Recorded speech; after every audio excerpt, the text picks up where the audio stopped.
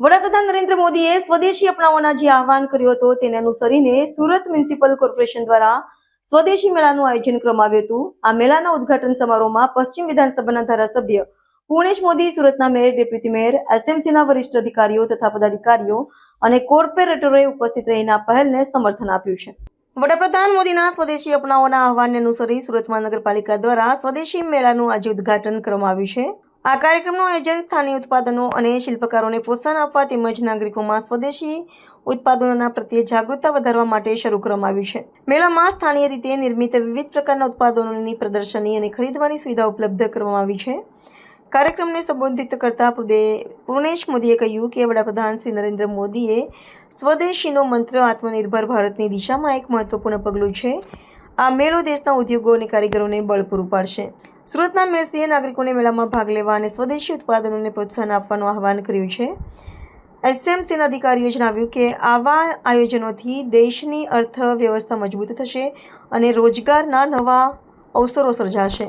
2 October 2025 પૂજ્ય મહાત્મા ગાંધીજીનો જન્મદિવસ। આજે વિજયાદશમી 1925 રાષ્ટ્રીય સ્વયંસેવક સંઘની સ્થાપનાના પણ શતાબ્દી વર્ષ 100 વર્ષ પૂર્ણ થયા। ડોક્ટર હેડગેવાર સાહેબે કરેલી આરએસએસની સ્થાપનાના શતાબ્દી વર્ષની પણ મનાવી રહ્યા છે। આજનો પવિત્ર અને આજનો આ શુદ્ધ દિવસે અહીં સુરત મહાનગરપાલિકા દ્વારા સુરત મહાનગરમાં અડાજણ પ્રાઇમ માર્કેટ વિસ્તારની આજુબાજુ સ્વદેશી મેળાનું આયોજન કરવામાં આવ્યું છે।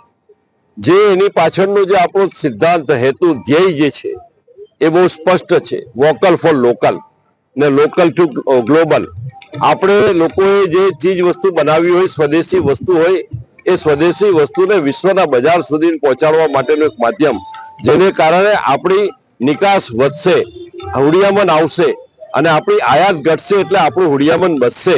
તો આ પ્રકારે આપણે જે આત્મનિર્ભર ભારત બનાવવાની જે 2047 સુધી મોદી સાહેબની જે કલ્પના જે છે, એમનો જે મોદી સાહેબનો સંકલ્પ જે છે, એ સંકલ્પને આત્મનિર્ભરના માધ્યમથી જ વિકસિત ભારત બનાવી શકાય। તો આત્મનિર્ભર ભારત બનાવવું હશે તો આપણે સૌ સ્વદેશી ચીજ વસ્તુ વાપરીએ અને બીજાને પણ પ્રેરણા આપીએ। એના માટે આજે મહાનગરપાલિકાને અભિનંદન એટલા માટે કે આ વિસ્તારનો એક આખો સ્ક્વેર, આ બધા જ દુકાનો એ આવનારા દિવસોમાં સ્વદેશી વસ્તુ વેચે।